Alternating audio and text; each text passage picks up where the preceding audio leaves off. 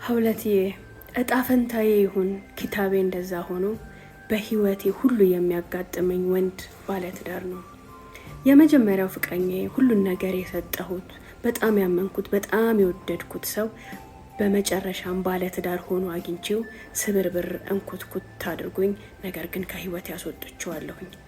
ከዛ በኋላ በጣም ጠርጣራና ጠንቃቃ ሆኜ እያንዳንዱን ህይወቴ ውስጥ የሚመጡትን ወንዶች በጥንቃቄ መመርመርና ማየት ስጀምር ግን ሁሌም እኔ ህይወት ውስጥ የሚገቡ ወንዶች ወይ ፍቅረኛ ያላቸው ወይ አግብተው የወለዱ ወይ ደግሞ ለትዳር መንገድ ላይ ያሉ ሆኖ አገኛቸዋለሁኝ። እንደ መጀመሪያው ጊዜ ተሰባብሬ ያልተዋቸውም እንዲጠነቀቁ አድርጌ ከህይወት ያስወጣቸዋለሁኝ። ከዛ ከመጀመሪያው ጥፋቴ በኋላ የትኛውም ወንድኔ ህይወት ውስጥ ሲገባ የመጀመሪያ ማደርገው ነገር ምንም እንዳላወቅኩ ሆኜ ስለሱ ማጥናት ነው። እያንዳንዱ የምንጻጻፋቸውን የምናወራቸውን ነገሮች ጠቅላላ ሪከርድ አድርጌ ይዛለሁ ከመጀመሪያው ጊዜ ጀምሮ። ከዛ በኋላ ይህንን ማስረጃ ለሚስታችሁ ልካለሁ ብዬ ከማስፈራሪያም ጭምር ከህይወት ያስወጣቸዋለሁኝ።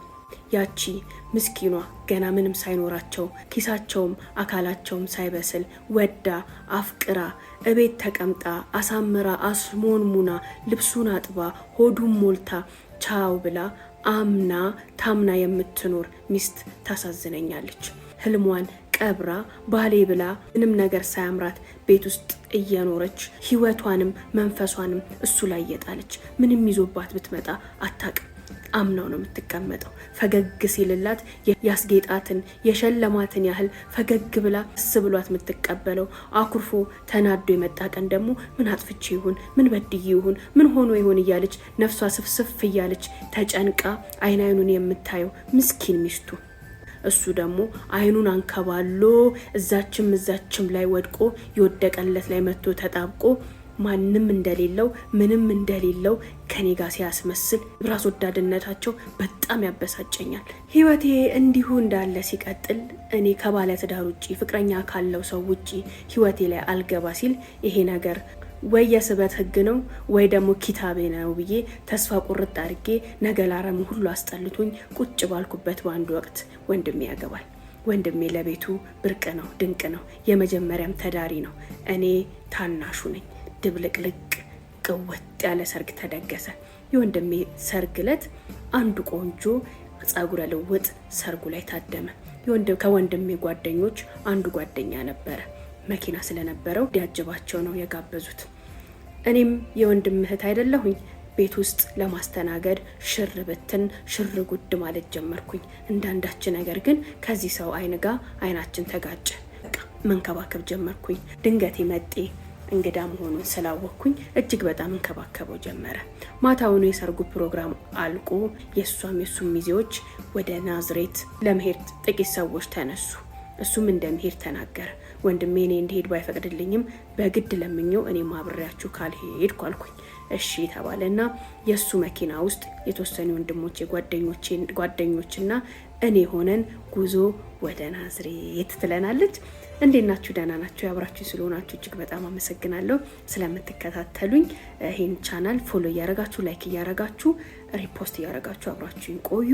እንዲሁም ቤተል ኤጀሞል አንደኛ ፎቅ 2 ጋር በሉና በጣም የሚያማምሩ አባያዎች፣ ቶቦች፣ ሂጃቦች ታገኛላችሁ። ኑና ጎብኙኝ እያልኩኝ ቀጥታ ወደ ታሪኩ ሄዳለሁ። ናዝሬት ከሄደን በኋላ ወንድሜ ሚዜዎችም እርስ በርስ ጓደኞች ሆነው ተጣምረው ይጠጣ ይበላ ይጨፈር ጀመር። እሱ ግን ገንጠል ብሎ ውሃው አጠገብ ቁጭ ብሎ ለስላሳውን ይዞ ብቻውን ተመስጧል። እኔም ከማናቸውም ጋር ልገጠም አልቻልኩም። ብቸኛ ሆንኩኝ። ዞር ብዬ ሳይ እሱ ብቻውን አንዱ ጥግ ውሃው አጠገብ ላይ ቁጭ ብሎ ተመስጧል። ደስ አለኝ። አቀማመጡ አመሳሰጡ ሁሉ እኔንም መሰጠኝ። እኔም ቢራዬን ይዤ አጠገቡ ሄጄ ቁጭ አልኩኝ። እንዴ ምን ነው አትጠጣም እንዴ አልኩት። አይ እኔ ሙስሊም ነኝ መጠጥ አልጠጣም አለኝ። ደንገጥ አልኩኝ። ኦኬ ሬድ ቡል ምናምን ይምጣለ ስለው ችግር የለውም ለስላሳው ይበቃኛል፣ ዝም ብዬ ቁጭ ብዬ ብቻዬን መሆን ስለፈለኩኝ ነው የመጣሁት አለኝ። እንደዛ እያልን ማውረድ ጀመርን። በጣም ብስል ያለ ደስ የሚል ለግላጋ ባሪያ ወንድ ወጣት ነው። ማውራት ጀመርን። እያወራን በሃይማኖት ባነሳው ነገር ስለ ሃይማኖት ማውራት ጀመርን። ስለ ሃይማኖት ስናወራ አንቺ ሃይማኖትሽ ምንድነው? ክርስቲያኖች ናችሁ አይደል ሲለኝ አይ ቤተሰቦቼ ክርስቲያኖች ናቸው፣ እኔ እንኳን እምነት የለኝም አልኩት። በጣም ተገረመ። እንዴት ስለው በቃ መረመርኩኝ፣ ግን በቃ ፈጣሪ አለ ፈጥሮኛል የዚህ እምነት አባል ነኝ ብዬ ግን የዚህ እምነት ተከታይ ነኝ ልልህ አልችልም። በቃ እምነት የለኝም ኤቲስት ነኝ አልኩት። ብዙ ሰዎች ይሄን አመለካከቴን ሲያዩኝ በጣም ይደነግጣሉ፣ በጣም ይቆጣሉ፣ ይወቅሱኛል። እንዴ ምን አይነት ሰው ነሽ? ምን እያሰብሽ ነው? ይሄማ የተለየ ባህል ነው፣ ፈላስፋ ነሽ እንዴ? እንዲህ ነሽ እንዴ? እያሉ ሁሌም ስም ይለጥፉልኛል። ከማንም ጋር ማልግባባበት ኢሹ ነው። ከሱ ጋር ግን በጣም ተገረመ። ዋው ይገርማል፣ እንደዚህ አይነት ሰው አጋጥሞኝ አያውቅም አለኝ። አዎ ብዙ ሰው አይረዳኝም፣ እኔ ግን እንደዛ ነው የማስበው። ምንም አይነት እምነት አለ ብዬ አላስብም። ፈጣሪ አንድ ነው፣ ፈጥሮናል፣ ያኖረናል፣ ይገለናል። ከዛ ውጪ የምንም አይነት ሃይማኖት አባል መሆን አልፈልግም አልኩት። ስለው ፈጣሪ እንዳለ ካመንሽ ያመንሽበት ፈጣሪ ቀጥተኛውን መንገድ ይምራሽ አለኝ። ያ ንግግር ለኔ ቀላል አልነበረም። ለመጀመሪያ ጊዜ የሰማሁት ሁሌም ጆሬ ላይ የሚያቃጭል ልቤ ላይም ደጋግሜ በጨነቀኝና ተስፋ በቆረጥኩ ሰዓት የፈጠርከኝ ወይ ቀጥተኛውን የፈለከው መንገድ ላይ ምራኝ የሚለው ቃል ሆነ። እንደ ጓደኛ ጀስት የባጡን የቆጡን የተለያዩ እውነቶችን እያወራን እየተከራከርን እየሳቅን ከሌሊቱ 9 ሰዓት ሆነ። ከሌሊቱ 9 ሰዓት ሲሆን እሱም ወደ ክፍሉ እኔም ወደ ክፍሌ ገባሁኝ። ጠዋት ተነስተን ቁርስ ላይ ወደ አዲስ አበባ የሚሄድ ካለ ከኔ ጋር መሄድ ይችላል፣ እኔ ልወጣ ነው አለ። ሌሎቹ 3 ቀን ይቆዩ ነበር። እኔ ግን እሱ ሊሄድ ነው ሲል በቃ ከሱ ጋር መሄድ ፈለግኩኝ። ሲጀመር ከማናቸውም ጋር መግባባት አልቻልኩም ነበር። ወንድሜም እንዲሄድ ፈልጓል። በቃ ደራሷን የሚዛት ሄድ እሷም ሄዳለሁ ብላለች አለው። ተያይዘን ወደ አዲስ አበባ መጣን። ስንመጣም ለአንድም ደቂቃ አፋችን አላረፈም ነበር። እያወራን እየተጫወትን ምሳ ሰዓት ሲሆን አዲስ አበባ ገባን። ምሳዬን ጋብዞኝ ስልኬን ተቀብሎኝ ወደ ቤቱ ሄደ። ከዛ በኋላ 2 ሳናቋርጥ ለተከታታይ 6 ወራት መገናኘት ጀመርን። በጣም የተለየ ሰው ነው። እርጋታው፣ አስተሳሰቡ፣ ወሬው፣ የሚረዳኝ መንገድ፣ የሚንከባከበኝ ነው መንገድ በጣም ደስ ይላል። ምንም አይነት የፍቅር ግንኙነት የፍቅር ወሬም የለንም። ጀስት ፍሬንድ። በጣም የገረመኝ ደግሞ ያ ነገሩ ነው። ብዙ ነገር ያደርግልኛል፣ ይጋብዘኛል። አንድ ወንድ ዛሬ ላይ 2 ቀን ሻይ ጋብዞሽ 3ኛው ቀን ላይ ወደድኩሽ፣ አፈቀርኩሽ እያለ ላልጋ በሚጋብዝሽ በዚህ ጊዜ ከወንዶች ሁሉ ተለይቶ እንዴት እንደዚህ አይነት ሰው ህይወት ውስጥ መጣ? ድንቅ ነው እያልኩኝ በጣም ተገረምኩኝ።